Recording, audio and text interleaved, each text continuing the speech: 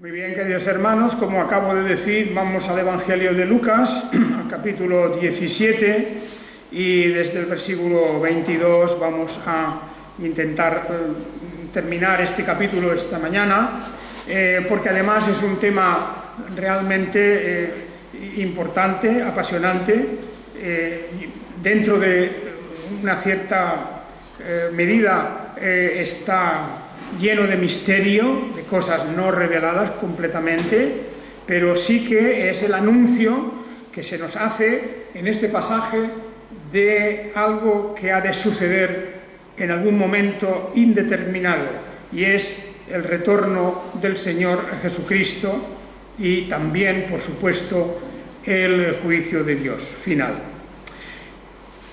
Vosotros os acordaréis que este pasaje arranca ya en el versículo 20, cuando los fariseos le preguntaron ¿cuándo viene el reino de Dios? El domingo pasado hablábamos de esta cuestión y naturalmente que en la pregunta que los fariseos hacen hay una equivocación, un error. En su mente ellos están pensando en el reino de Dios como algo material establecido aquí en la tierra.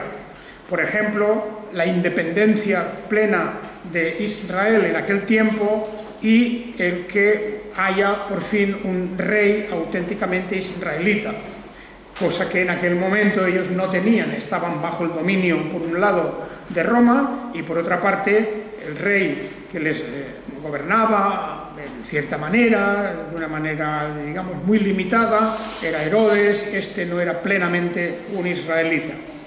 En fin, todo eso era porque en la mente de los fariseos, como de muchos judíos, estaba la idea de que el reino de Dios consiste en un territorio, en una nación, en un gobierno, en unas fuerzas armadas, en una administración de justicia, en fin, lo que se dice una nación, un Estado. Ellos pensaban en eso, en el Estado de Israel. Pero el Señor Jesucristo, en su respuesta, les, diríamos, desmonta esa idea, les hace ver que el reino de Dios no es esto.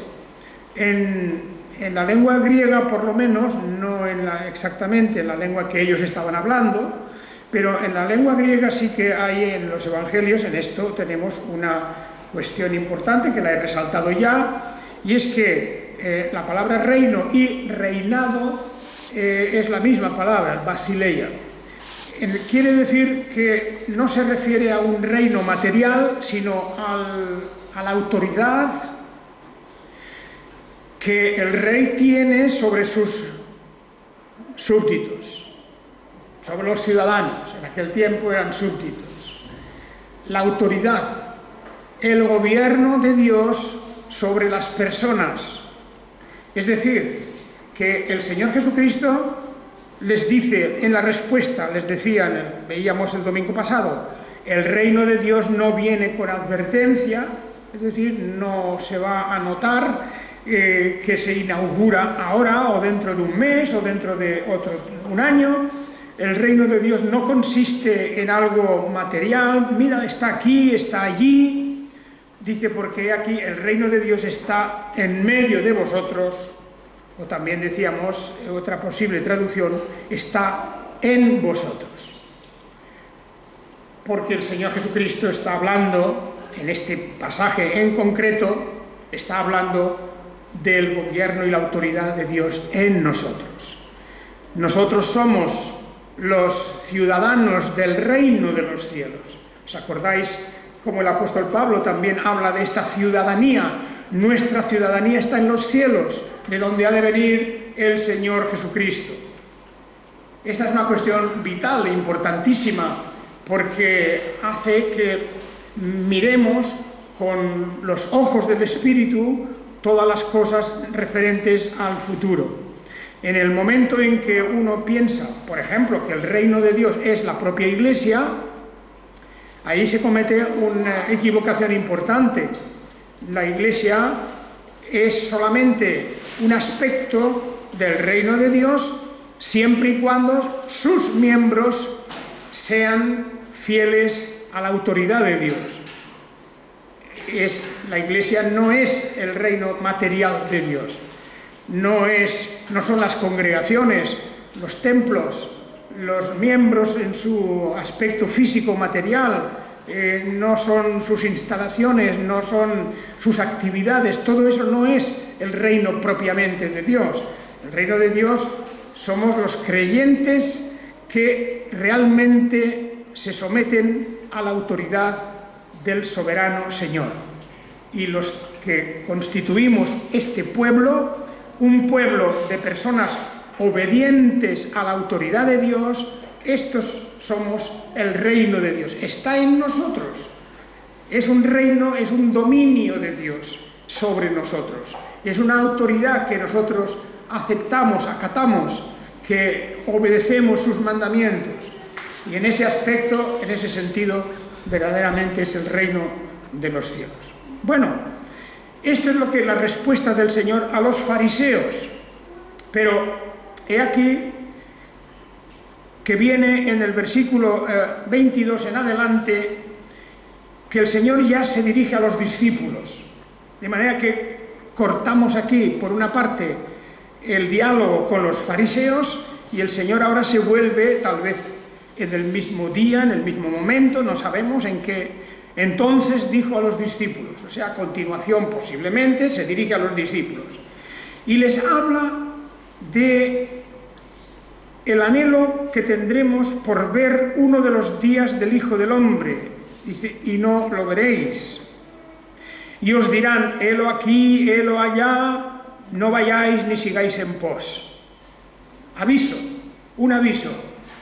Cuando el Hijo del Hombre de este mundo desaparezca, desearéis ver, tendréis ganas de ver otra vez a este que ha estado con vosotros. Anhelaréis ver uno de los días del Hijo del Hombre. Es una manera de decir, tendréis deseos de verme otra vez aquí. Tendréis deseos de verme de nuevo aquí en este mundo, aquí en la tierra. Pero esto, dice, no va a ser posible. Os dirán, aquí está, por allí está, no vayáis ni sigáis en pos. Es una manera de decir, yo, de momento, en este instante no voy a volver tal y como vosotros me esperáis ver de nuevo. ¿Os acordáis vosotros de lo que pasó después de la sepultura del Señor Jesucristo y de su resurrección? Habían noticias contradictorias. Algunos decían que lo habían visto, otros decían que eso no era posible. Otros que su cuerpo había desaparecido. Estas cosas habían sembrado una cierta confusión hasta que por fin el Señor apareció en un momento determinado en medio de los suyos, hasta incluso en una ocasión, dice el apóstol, que se apareció delante de más de 500 personas, y esa fue una especie, diríamos, de despedida suya, porque resucitó, el Cristo resucitado, antes de marchar definitivamente a la diestra del Padre, apareció a muchas personas. Y dice él aquí, se pone una referencia indudablemente a este momento, ¿verdad? Dice, muchos, o sea, anhelaréis ver un día así al Hijo del Hombre, pero no lo veréis, y os dirán, helo aquí, helo allá, no vayáis ni sigáis en pos. ¿Por qué? Pues porque en la resurrección de Jesucristo, primero no se apareció a todos, no reunió a todos sus discípulos, no fue una cosa general, universal, puntualmente apareció a unos cuantos. La cantidad más grande de ellos fue a 500 personas, que es mucho, pero dice, no hagáis caso por aquí, por allá, de una forma o de otra, porque realmente no es esa la forma en que el Hijo del Hombre va a venir. No contéis con eso no es lo importante. Pero el versículo 24 nos dice, sin embargo, habrá una venida del Señor. Habrá una venida. No hagáis caso de cuando os digan está por aquí o está por allá, pero habrá una venida. Habrá un retorno del Señor Jesucristo. Porque como el relámpago que al resplandecer brilla de un extremo del cielo al otro, así será, así ocurrirá con el Hijo del Hombre. De manera que aquí tenemos un aviso, un anuncio de algo que ha de suceder como un relámpago, de instantáneo, imprevisible. Imprevisible. El Hijo del Hombre volverá de nuevo a estar entre nosotros. Pero fijaos cómo el Señor habla con mucha cautela sobre esta cuestión. Dice, primeramente, es necesario que padezca muchas cosas y sea rechazado por esta generación. De manera que tiene que cumplirse un plan, habrá una serie de sucesos, la muerte, la pasión del Señor Jesucristo, el juicio antes contra Él, la humillación y luego el dolor, el sufrimiento y por fin el verse desamparado del Padre, tomar sobre sí mismo nuestros pecados, la culpa de nuestros pecados, tomarla sobre Él y tener que decir, Dios mío, ¿por qué me has desamparado? Ese es el real y verdadero padecimiento del Señor Jesucristo. El verse cargado con nuestras culpas, aquel que es inocente, aquel que es limpio de todo pecado, pero en ese momento llevando sobre sí mismo nuestras culpas. Es decir, la culpa del pecado y la pena del pecado, todo puesto sobre Él en ese acto glorioso de su misericordia en que el inocente, el que es limpio, sustituye al pecador. Ese es el momento crucial de la redención. Dios mío, ¿por qué me has desamparado? Es el momento en el reconocimiento que hay de que las culpas del pueblo de Dios han pasado sobre su persona. Han pasado a ser descargadas sobre su persona. Y por eso nosotros hoy nos podemos ver libres. De manera que, fijaos, antes de la venida tenía que ocurrir, como dice aquí, su padecimiento. Primeramente es necesario que padezca muchas cosas y sea rechazado por esta generación. La Iglesia cristiana, en su primera época, en su primer siglo, es cierto que avanzó, pero avanzó sobre todo entre los gentiles, no en el pueblo judío. De una primera pequeña cantidad de creyentes judíos, pequeña cantidad relativa, naturalmente, me refiero, en relación a todo el pueblo de Israel, Jesús el Mesías fue rechazado. Su generación de su propio pueblo lo rechazó. No ocurrió así con los gentiles. Progresivamente, claro está, paulatinamente, el Evangelio se extiende por los países fuera de Israel y la Iglesia se convierte en una Iglesia universal. Ya no es la Iglesia nacional que había sido en tiempos de Israel. Y precisamente los primeros en haber sido llamados, estos no aprovechan las bendiciones, el favor, ni el ofrecimiento de vida que se les da y se quedan fuera. Esa es la realidad en cuanto al pueblo de Israel. Ha de ser rechazado por esta generación.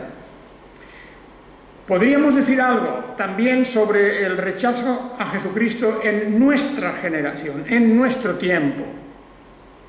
En nuestro tiempo podemos hablar de un tiempo ya que comienza tarde en el siglo XVII y XVIII ya.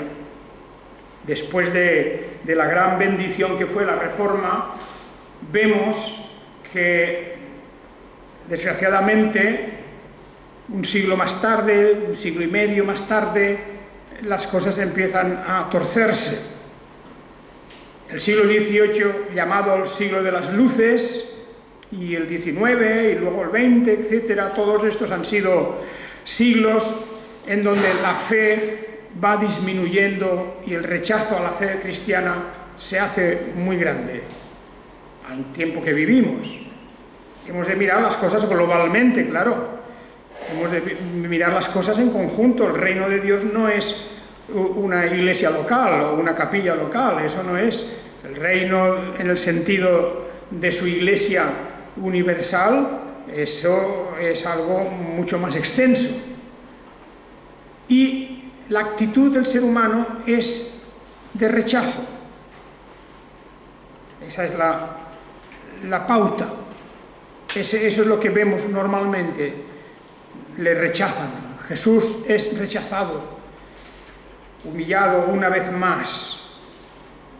Pero eso no va a frenar sus planes y sus propósitos, que Él va a venir. Y entonces nos pone esta comparación en el versículo 26, que es lo que ocurrió en los días de Noé, o también lo que ocurrió en los días de Lot, Abraham, Lot. Lo que ocurrió en aquellos días tiene una semejanza con lo que ha de ocurrir. Lo que nos dice aquí el texto es que la gente estaba haciendo lo normal de cada día. En los días de Noé, dice que también será así en los días del Hijo del Hombre, es decir, cuando se está avisando de esta expresión, los días del Hijo del Hombre, cuando Jesucristo, hombre, como ser humano, real y auténtico y verdadero, ha de retornar en su humanidad resucitada. Es un retorno de Jesucristo, repito, como ser humano en su resurrección glorificado.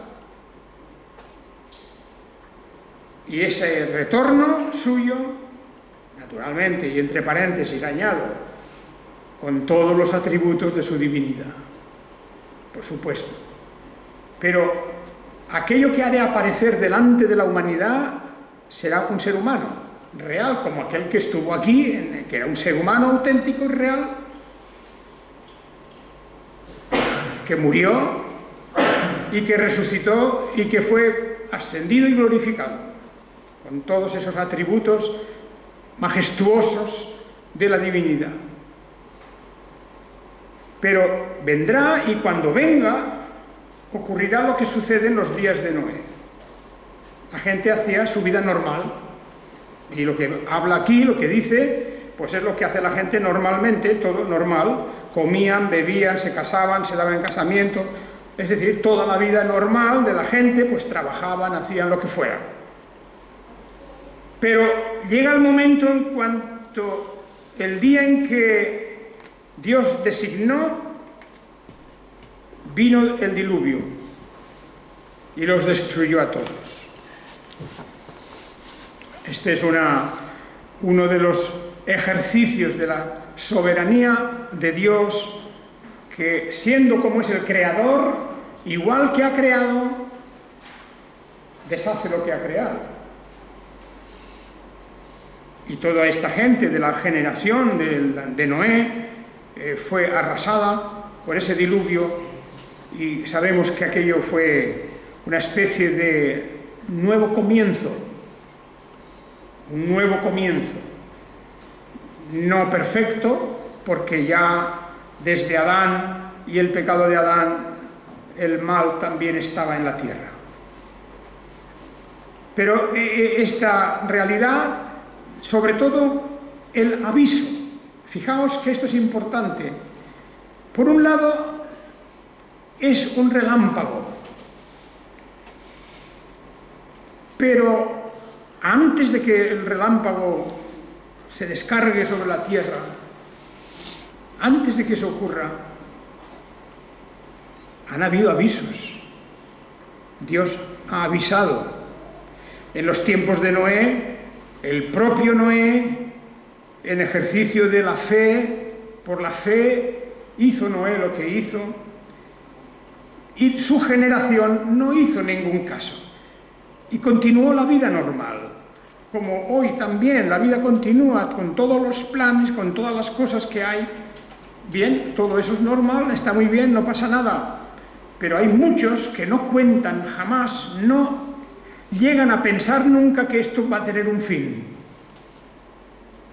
En los días de Lot, también, dice el versículo 28, comían, bebían, compraban, vendían, plantaban, edificaban, en fin, podríamos decir todo, lo normal, todo esto no es malo, no se trata de decir estas cosas eran malas, no, hacían la vida normal, pero no sabían que iba a caer en Sodoma y en Gomorra iba a caer fuego del cielo y destruirlos. Y tenían el testimonio de Lot, y tenían el testimonio de Abraham, y tenían base suficiente para saber en las leyes de Dios, del Dios de los cielos, que iba a ocurrir algo, que podía ocurrir algo. Bueno, pues eso no fue considerado importante, y sabemos toda esa historia de Noé, de Lot, de Abraham. El día en que Lot salió de Sodoma llovió fuego y azufre del cielo y los destruyó a todos. Dice, de la misma manera, versículo 30, sucederá el día en que el Hijo del Hombre sea manifestado. En aquel día, y ahora atención, porque tenemos aquí un pasaje que también está en los otros dos evangelios sinópticos, Marcos y Mateo. Aquí dice, está aplicando esto a la venida del Hijo.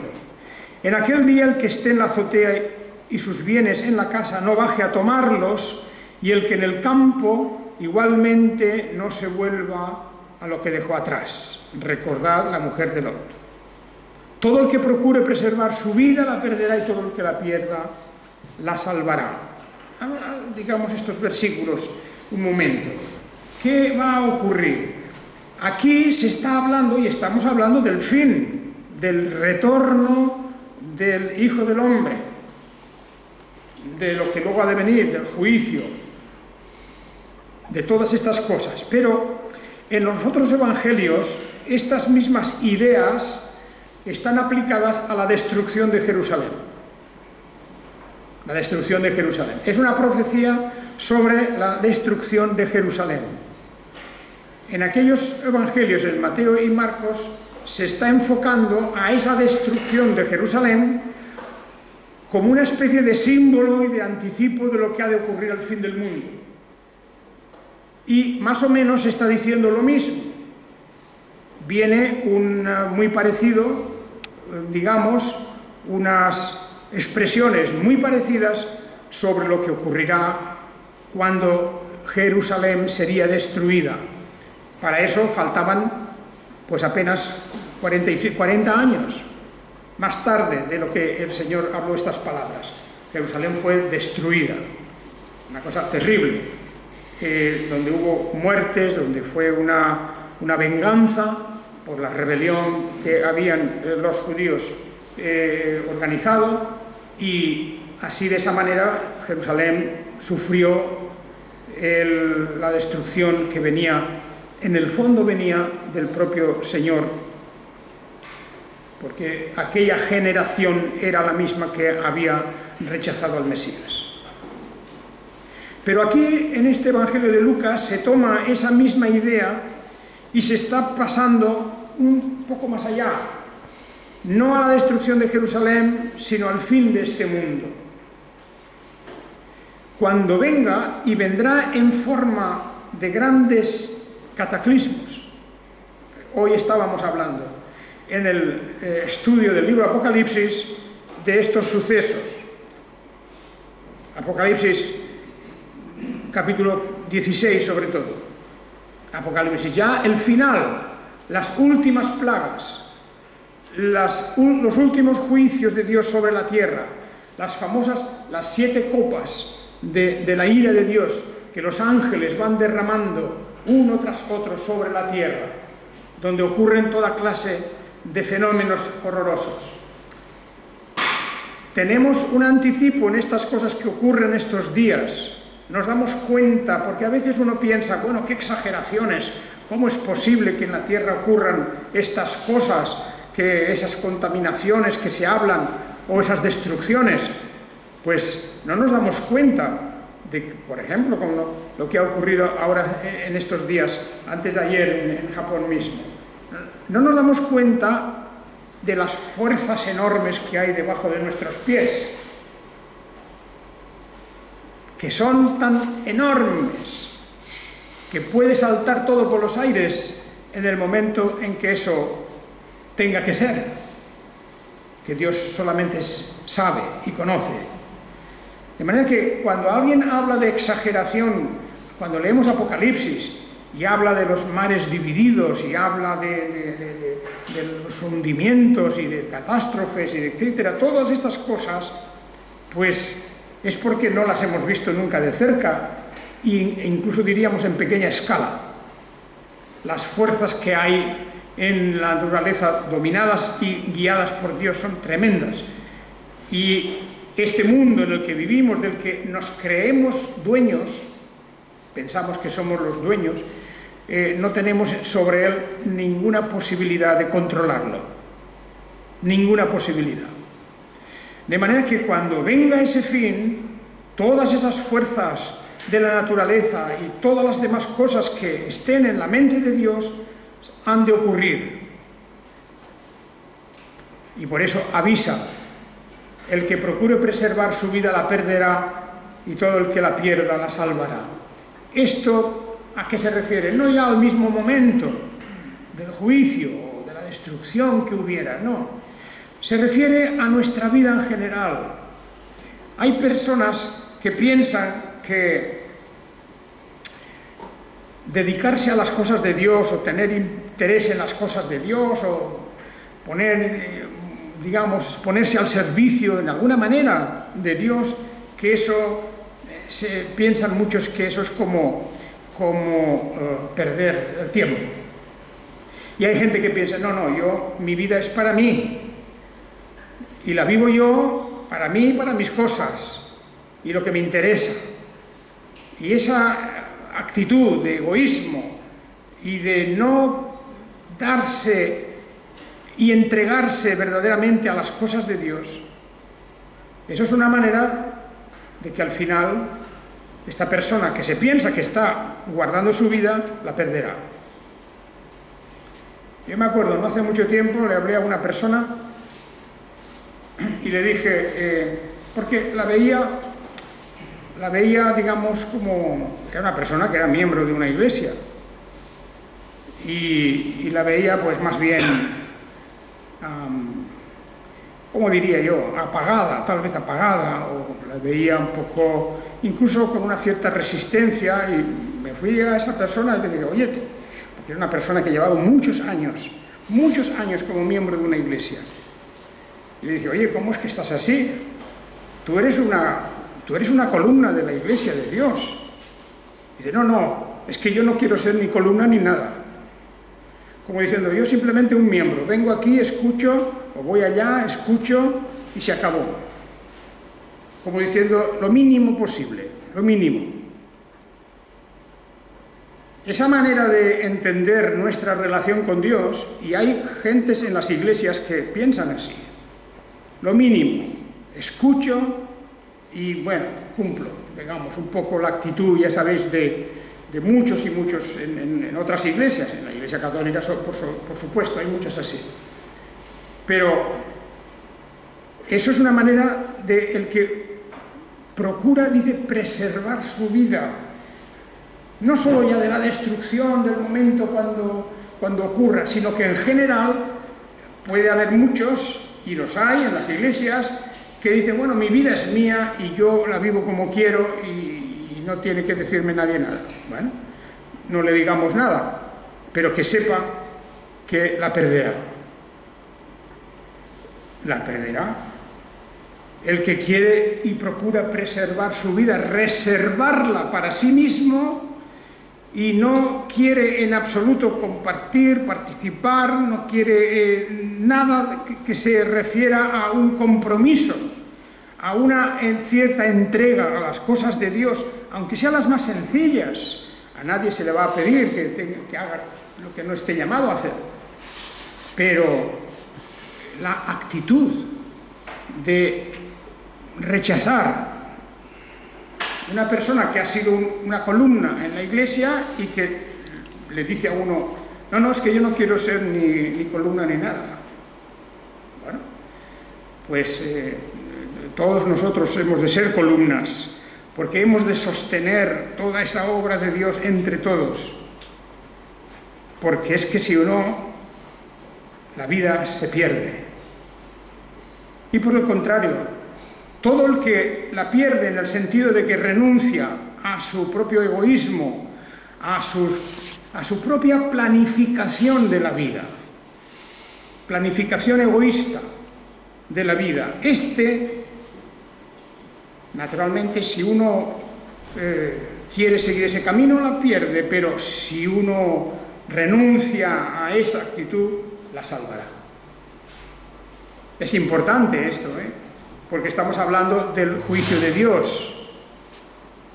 Y por eso también se habla, dice, en aquella noche, habla de noche, o de día luego, en el versículo 35, 34, estarán dos en una cama, el uno será tomado y el otro será dejado. Algunos piensan en esto como una especie el momento de un rapto, que uno está en una cama y otro desaparece, y no creo que se refiera a esto, sino simplemente que de dos personas tan íntimamente relacionadas como puede ser un matrimonio, uno sea salvo y el otro no lo sea. O de dos personas que están moliendo juntas, dos personas que en aquel tiempo el ir a moler era una actividad que suponía pues el tener una relación, una amistad con una persona, el verse mucho, vivir en el mismo pueblo, todas esas cosas. Dice, estarán moliendo juntas, pero una será tomada y otra será dejada. En el juicio de Dios, tomar y dejar en el sentido de que será uno separado y el otro será recogido. Independientemente aquí si está o no hablando de esta cosa que llaman el rapto o algo así parecido, la desaparición de los creyentes. Ya hablaremos de ese tema en otro momento. Naturalmente que cuando llega el fin del todo, el punto final, hay una separación. Unos son tomados y otros dejados. El Señor habla de eso en sus discursos sobre el juicio final. Bien, hermanos, pues todo esto es una manera de recordarnos nuestra obligación y nuestro privilegio. Allí debemos de estar. Le preguntaron, en palabras misteriosas el Señor responde, dice, respondiendo ellos, los discípulos, le preguntan, ¿dónde, Señor? Él entonces les dijo, donde esté el cadáver, allí se reunirán los buitres. Es una metáfora. Esto es una manera de hablar de que ocurrirá donde está el cuerpo muerto, pues allí vienen, diríamos ya, los que terminan el trabajo, los que terminan los buitres, que terminan digamos, de acabar con el cadáver. ¿A qué se refiere esto? Hay interpretaciones, desde luego, porque las palabras son misteriosas, es una metáfora y yo no creo que el Señor Jesús, cuando da una metáfora de esta manera, no creo que está intentando dejárnoslo todo tan claro. Cuando dice las cosas claras, las dice claras y ya está. Pero aquí utiliza esa manera de hablar, donde está el cadáver, allí se reunirán los buitres. Unos piensan, puede ser el pueblo de Israel mismo. El pueblo de Israel, después de rechazar al Señor, queda como un cadáver. Y entonces allí es donde van a ocurrir las cosas. Por lo tanto, puede ser una manera. ¿Dónde ocurrirán, dónde empezarán a ocurrir estas cosas? Es como si dijera tal vez en Israel, en la tierra de Israel. Puede ser eso. Desde entonces, desde que el Señor habló estas cosas hasta hoy, hasta nuestros días, allí han ocurrido muchas cosas y aún van a seguir ocurriendo, y al final tendremos todo lo que es el clímax, el punto, la cúspide de todos estos sucesos han de ocurrir ciertamente en tierra de Israel. Seguirá siendo el pueblo y la tierra de Israel el foco de muchas de estas cosas. De manera que eso es muy probable. Es una interpretación que a mí me parece bastante adecuada, apuntando pues el Señor a que todo volverá otra vez a ocurrir en esta tierra. En esa tierra de Israel, desde donde han ocurrido todas las cosas de la historia de la redención. Todo ha sucedido allí, en su parte esencial. Allí fue la promesa, o cerca de allí, la promesa a Abraham. Allí fue Abraham, porque era la tierra prometida. Allí se constituye una nación. Allí ocurre el desarrollo de esa nación a través de toda la historia que ya conocemos. Bueno, pues allí viene el Mesías, allí muere el Mesías, allí resucita el Mesías y allí ha de volver el Mesías. De manera que esto indudablemente tiene un cariz muy claro de que la tierra de Israel será un foco fundamental en el fin de este mundo. Los detalles no los conocemos. Pues bien, hermanos, tomemos nota, creo yo, con este pasaje. Es una manera de decirnos alerta. ¿Qué hacemos con la vida? Todo lo que hacemos, si es legítimo, si es lícito, bien está, hagamos las cosas, nuestros trabajos, nuestras obligaciones, todo lo que podamos hacer, todo lo que tengamos que hacer. Pero nunca apartando de nuestra mente o de nuestros propósitos que el reino de Dios está dentro de nosotros ya. Que si somos hijos de Dios, el Espíritu de Dios mora en nosotros. Y el Espíritu de Dios que mora en nosotros nos ha de guiar para la gloria y alabanza del Señor nuestro Dios.